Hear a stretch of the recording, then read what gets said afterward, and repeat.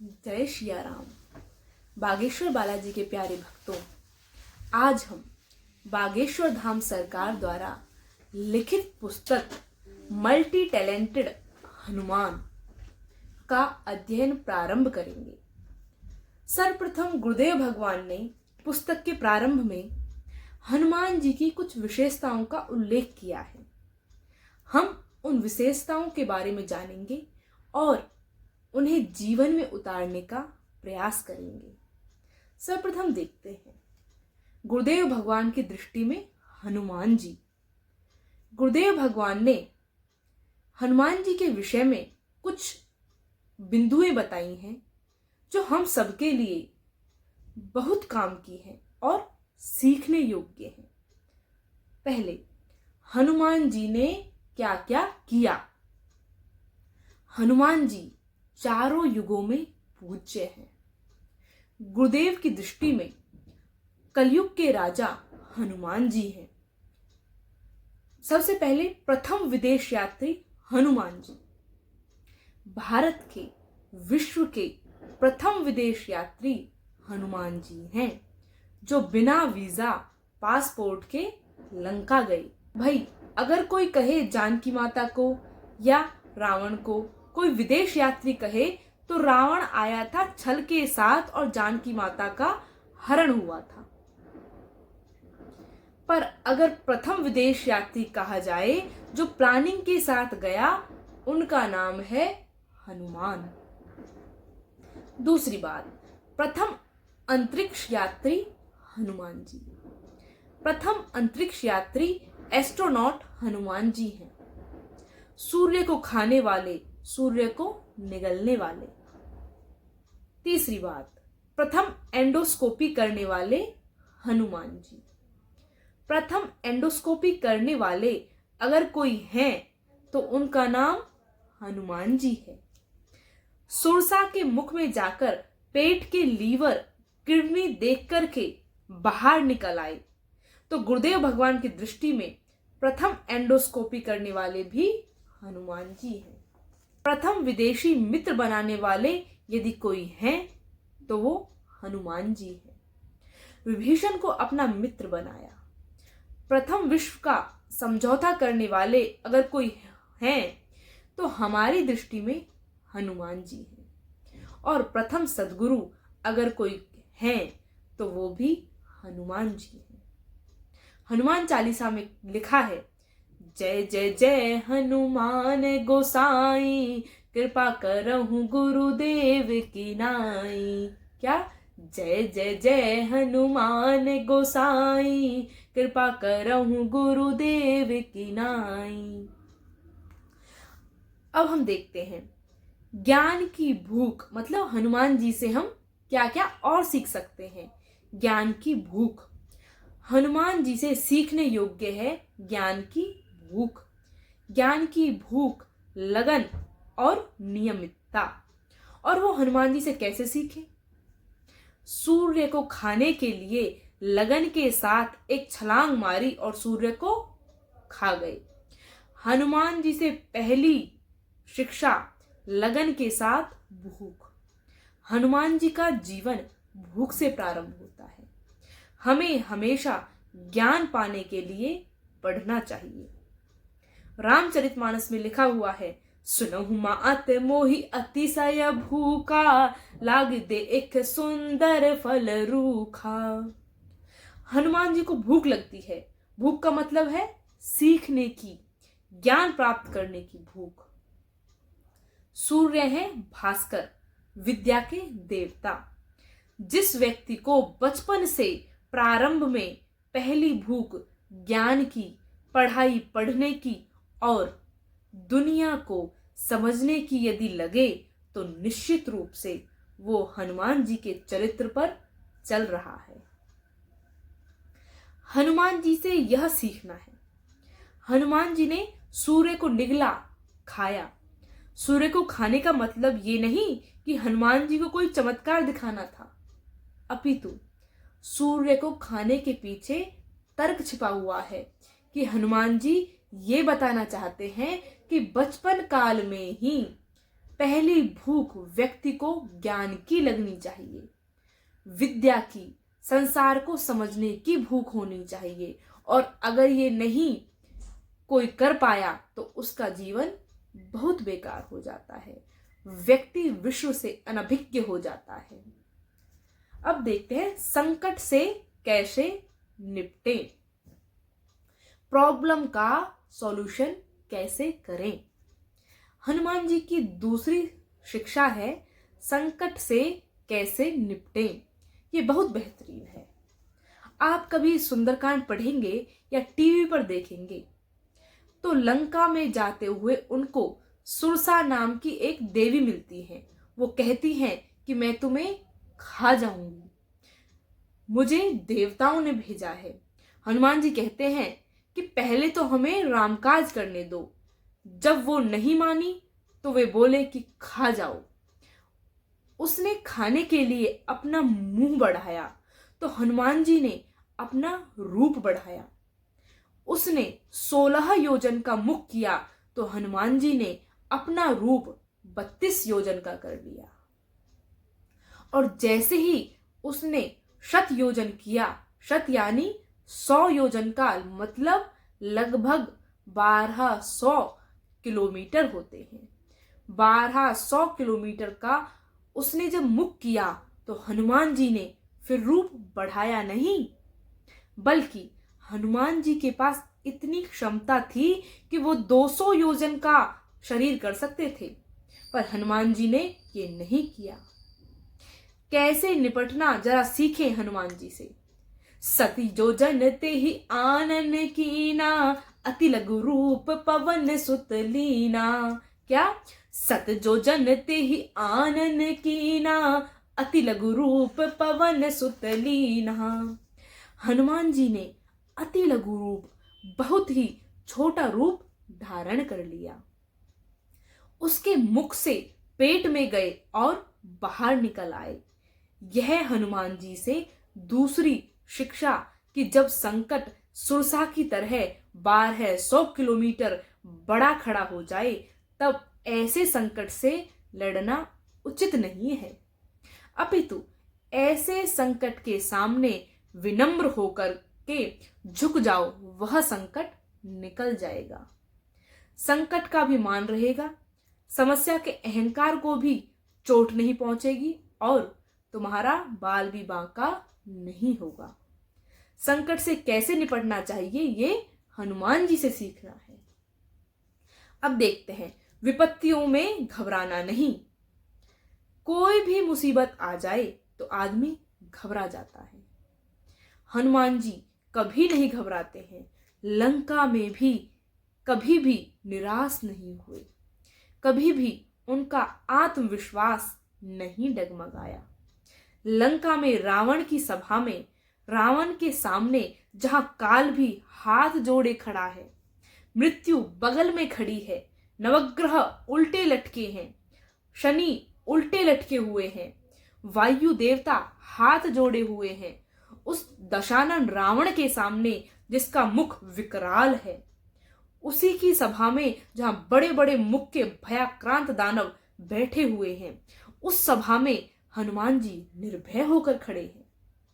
ये होता है अपना इष्ट बल, अपने आप पर भरोसा कि हमें अपने कर्म पर, हमें अपनी आराधना पर और अपने ब्रह्मचर्य पर भरोसा है कि हम यहां पर हारेंगे नहीं। परिणाम, रावण ने हनुमान जी के बगल में मौत खड़ी कर दी और कहा, क्यों डर नहीं लगता? तब हनुमान जी से जरा सीखना कि कैसे उनका आत्मविश्वास मजबूत रहा। वे बोले, रावण, मौत मेरे बगल में जरूर खड़ी है, पर देख तुझे रही है।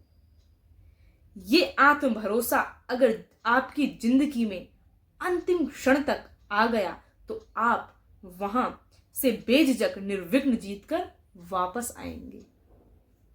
तो मल्टी टैलेंटेड हनुमान जी से हमें यह तीसरी बात सीखनी है कि कैसी भी परिस्थिति में धैर्य को नहीं खोना है।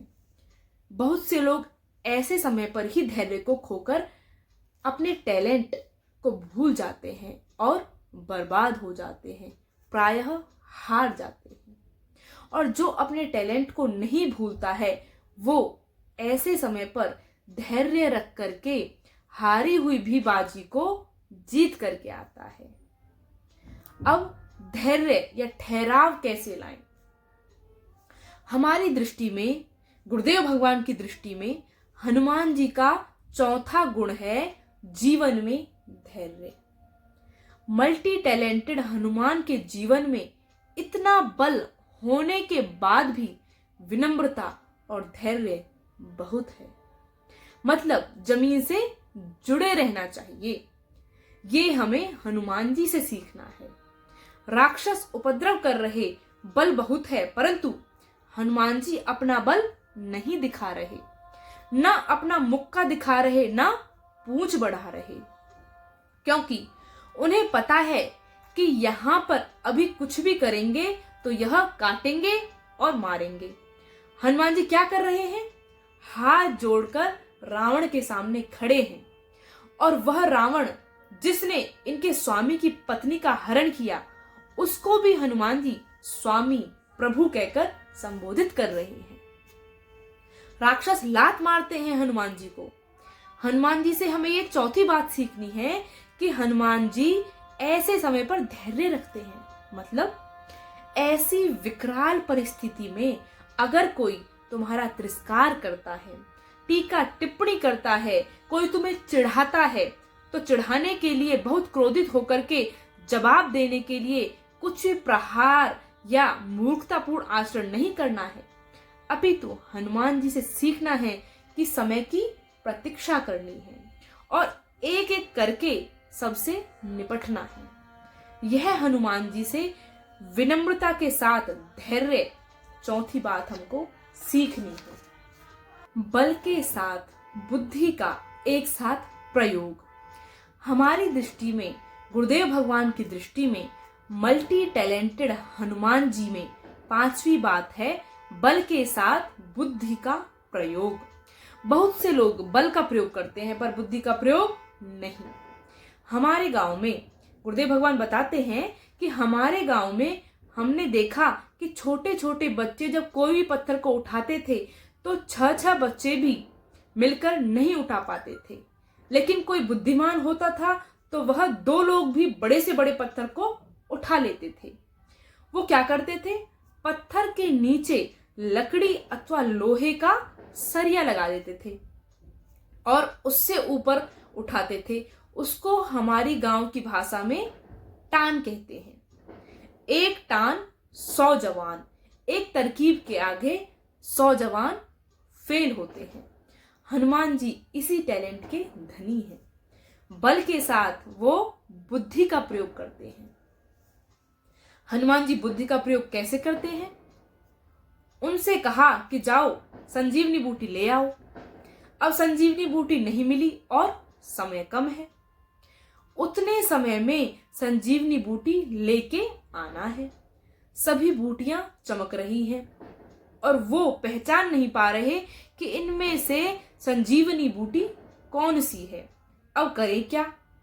हमारे तुम्हारे जैसा कोई आदमी होता तो पहले पूछने आता कि अब हमें समझ में नहीं आ रहा कि हम करें क्या।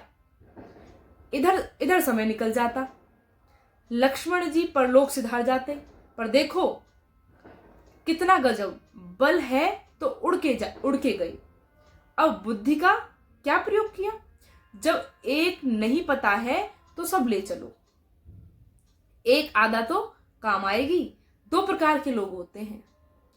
कुछ लोग जो केवल बल भर का प्रयोग करते हैं, बुद्धि का प्रयोग नहीं करते। दूसरे कुछ लोग बुद्धि भर का प्रयोग करते हैं तो बल का प्रयोग नहीं कर पाते। पर हनुमान जी मल्टी टैलेंटेड हैं कि बल के साथ साथ हमें बुद्धि का, दोनों का प्रयोग सीखना चाहिए। अच्छा मान लो किसी के पास बल हो और बुद्धि ना हो, या तो वो अस्पताल में होगा या जेल में। अगर बल है और बुद्धि नहीं है, उसने किसी कमजोर को मार दिया और वो मर गया तो जेल जाएगा, और किसी मोटे तगड़े को मार दिया और बुद्धि नहीं है तो अस्पताल में। अब देखते हैं हनुमान जी ने तीसरी जगह भी बल और बुद्धि दोनों का प्रयोग किया है, सुसैन वैद्य के पास। जब उनको कहा गया कि एक वैद्य है, सुसैन वैद्य, वही लक्ष्मण जी के प्राणों को बचा सकते हैं, तो हनुमान जी वैद्य को नहीं लाए, वैद्य का पूरा मकान ही उठा ले आए। क्यों? हनुमान जी ने सोचा कि हम इनको लाएंगे, ये फिर वहां आके कहेंगे कि हमारा आला रह गया, दवाई रह गई, मेडिसिन रह गई, तब तक रावण के लोग उनका अपहरण कर लेंगे और लक्ष्मण जी के प्राण नहीं बच पाएंगे। मकान ही लेकर के आए ताकि इनको ये लगे कि इनको लेकर के कोई नहीं आया, बल्कि इनके दरवाजे पे ही सब लोग आए हैं। वो जब दरवाजा खोल के निकले, जगाया जाए, तो उनको यह महसूस ना हो कि कोई इनको लेकर के आए हैं, अपितु उन्हें यह महसूस हो कि इतनी भीड़ इनके ही दरवाजे पे आई, क्योंकि मकान तो चलता नहीं है, तो ऐसी बात तो वो सोच ही नहीं सकते। यह है बुद्धि का प्रयोग। अब विनम्रता, हनुमान जी से छठवीं बात हमें विनम्रता सीखनी है। मल्टी टैलेंटेड हनुमान जी से विनम्रता हमें कैसे सीखना है? उन्होंने कई उपलब्धियां पाई और जब उनको धन्यवाद दिया गया, उनके लिए साधुवाद कहा गया कि आपने लंका जला दी, जानकी मां का पता ले आए, आदि आदि, तब हनुमान जी ने यही कहा, सो सब तब प्रताप रघुराई, नाथ न कछु मोरी प्रभुताई। क्या कहा? सो सब तब प्रताप रघुराई, नाथ न कछु मोरी प्रभुताई। यह सब तो हे श्री रघुनाथ जी आप ही का प्रताप है। हे नाथ, इसमें मेरी प्रभुता बड़ाई कुछ भी नहीं है। ये हमारा प्रताप नहीं, आपका प्रताप है। मतलब अहंकार से बचने के लिए हनुमान जी के इस छठवें गुण को सीख लो। और गुरुदेव भगवान की दृष्टि में हनुमान जी का यह गुण बहुत काम का है। कई बार बच्चे बहुत टॉप कर लेते हैं, 1 नंबर 2 नंबर, या क्रिकेट मैच में कोई खिलाड़ी बहुत अच्छा खेल करके विकेट लेता है, फिर सेकंड इनिंग्स में वो गलती कर जाता है, क्योंकि बहुत से लोग जब ताली बजा के उसको धन्यवाद देते हैं तो उसका अभिमान जब माथे पर चढ़ जाता है तो वो फिर जमीन पर आ जाता है। विद्यार्थी कई बार कक्षा टॉप करता है, 90 और 95% लाने वाला होता है, वो 75, 80 और 60% पे रह जाता है, फिर परेशान होते हैं। तो विनम्रता हनुमान जी से ये सीखनी है कि कुछ भी उपलब्धि पाओ, उसे अपने गुरु को, अपने माता पिता या अपने भगवान को समर्पित करो कि जो भी हमने ये पाया है, हमने नहीं, ये हमारे गुरुदेव की कृपा है, ये हमारे इष्ट की कृपा है, या ये हमारे माता पिता की कृपा है। अब विराटता में लघु और लघुता में विराट, हनुमान जी के अंदर ये दोनों मल्टी टैलेंट हैं। हनुमान जी विराट यानी बहुत बड़े भी हैं और बहुत छोटे भी, बहुत छोटे भी हैं और बहुत बड़े भी। इसका भी हम लोगों को समय के साथ प्रयोग करना है, यही हम लोगों को बनना है। कब, कैसे बनना? इसका अर्थ ये है, जैसा देश वैसा भेष। यह हनुमान जी का 7वां गुण है। हनुमान जी लंका गए, राम काज लगी, राम काज लगी तब अवतारा, सुनत ही भयउ पर्वताकारा। लंका गए पर्वताकार बनकर, मतलब बड़े होकर, बिग साइज, परंतु जब प्रवेश किया तब मसक समान रूप कपिधारी। क्या? मसक समान रूप कपिधारी। परंतु जब प्रवेश किया तब गए बिग साइज में, पर जब उस देश में प्रवेश किया तब हनुमान जी बिग साइज में एंट्री नहीं करते हैं, मच्छर के जैसे बन गए। मच्छर नहीं बने, मच्छर के जैसे हनुमान जी बन गए। ये हनुमान जी के अंदर मल्टी टैलेंट है, जैसा देश वैसा भेष। अब जब प्रवेश कर गए, लघु बन के घूमे और लंकनी के अलावा कोई उन्हें समझ नहीं पाया। पर जानकी माता ने उनके ऊपर संदेह किया कि आप हनुमान जी हैं और राम जी के दूत हैं। हनुमान जी ने कहा, हम आपका पता लगाने आए हैं और आप चिंता मत करो। 1 माह बाद प्रभु राम हम वानरों को लेकर के आ रहे हैं, सब राक्षसों को मारेंगे। तो माता जानकी को उनका छोटा सा स्वरूप देखकर संदेह हो गया। क्या तुम्हारी वानर सेना में तुम्हारे जैसे ही वानर हैं? हनुमान जी बोले, नहीं, हम तो सीनियर हैं, बाकी तो सब जूनियर हैं। जानकी माता बोली, फिर तो हो गया युद्ध। जब सीनियर इतना बड़ा तो जूनियरों का पता ही नहीं वो कितने होंगे। ये लोग तो खा जाएंगे अचार जैसा। तब हनुमान जी ने लघुता में विराटता वहां पे दर्शन कराया और इतने बड़े हो गए कि माता जानकी जी जो नीचे की ओर देख करके बात कर रही थी, वो ऐसे ऊपर की ओर देख करके कहने लगी, और कितने ऊंचे हो। ये हनुमान जी के अंदर मल्टी टैलेंट है कि हनुमान जी लघुता में विराट है, विराटता में लघु है। जैसा देश वैसा भेष। हमारी दृष्टि में परिस्थिति के अनुसार मल्टी टैलेंटेड हनुमान जी से ये 7वां गुण सीखना है। अब अपनी संस्कृति, अपने इष्ट, गुरु और अपनी कंपनी का प्रचार कैसे करना है, हनुमान जी से सीखना चाहिए। मल्टी टैलेंटेड हनुमान के अंदर 8वां गुण क्या है जो हमें सीखना है? अपने इष्ट और गुरु का प्रचार कैसे करना चाहिए, मतलब अपनी कंपनी का प्रचार कैसे करना है, वो हनुमान जी से सीखे। राक्षसों को वो मारते हैं और उन्हीं की लंका में, उन्हीं की लंका को, उन्हीं के तेल, उन्हीं की माचिस, उन्हीं का कपड़ा, उन्हीं ने आग लगाई। एडवर्टाइजमेंट ये अपनी कंपनी का कर लिए। यह हनुमान जी के अंदर मल्टी टैलेंट है। अपनी कंपनी के प्रचार करने का तरीका हुआ नो इन्वेस्टमेंट फुल प्रॉफिट। अपनी कंपनी का, अपने गुरु का और अपने इष्ट का प्रचार कैसे करना चाहिए, ये हनुमान जी से सीखना चाहिए। साधकों को यह गुण अपने इष्ट के लिए सीखना चाहिए। कंपनी के जितने एम्प्लॉयड हैं उनको कंपनी के लिए और शिष्यों को गुरु का प्रचार करना सीखना चाहिए। हनुमान जी से जब पता पूछा कौन हो, तो हम में से, तुम में से कोई होता तो हम लोग कहते आई एम हनुमान, मैं हनुमान हूं। पर हनुमान जी ने ये नहीं कहा। वे बोले, तासुदूत में जा करी हरियाणे हूं प्रिय नार। जिनकी प्रिय पत्नी को तुम चोरी से हर लाए हो, मैं उन्हीं का दूत हूं। आगे देखते हैं, राजनेताओं को हनुमान जी से सीख। हनुमान जी बोले, मैं उन प्रभु श्री राम जी का दूत हूं। पहले राम जी का परिचय, फिर अपना परिचय। ये है हनुमान जी का मल्टी टैलेंट।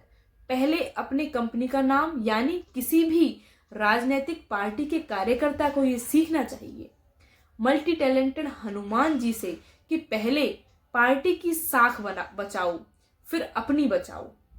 जब आप पार्टी के वफादार कार्यकर्ता हो, ये हनुमान जी से हमें सीखना है।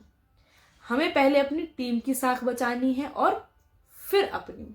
हमारी दृष्टि में गुरुदेव भगवान कहते हैं, गुरुदेव भगवान की दृष्टि में मल्टी टैलेंटेड हनुमान के ये 8 गुण हैं। एक निष्ठ कोई देवता है तो उनका नाम हनुमान है। एक साध्य के साधक, केवल श्री राम जी के ही सेवक, उनका नाम है हनुमान। इनके जैसा कोई दूसरा देवता नहीं। और देवता चित न धरई, हनुमत से सर्व सुख करई। गुरुदेव भगवान की दृष्टि में हनुमान जी एक ऐसे देवता क्यों हैं? उसका कारण है कि यह राम सुख भी देते हैं और राज्य सुख भी देते हैं। विभीषण को राम से भी मिलवाया और राजा भी बनवाया। सुग्रीव को राजा भी बनवाया और राम से भी मिलवाया। मतलब हनुमान जी के पास में मल्टी टैलेंट ये है कि उनके पास आप जाओगे तो आपको सब कुछ मिलेगा। सब सुख लहे तुम्हारी सरना, तुम रक्षक काहू को डरना। सब सुख लहे तुम्हारी सरना, तुम रक्षक काहू को डरना। जय श्री राम।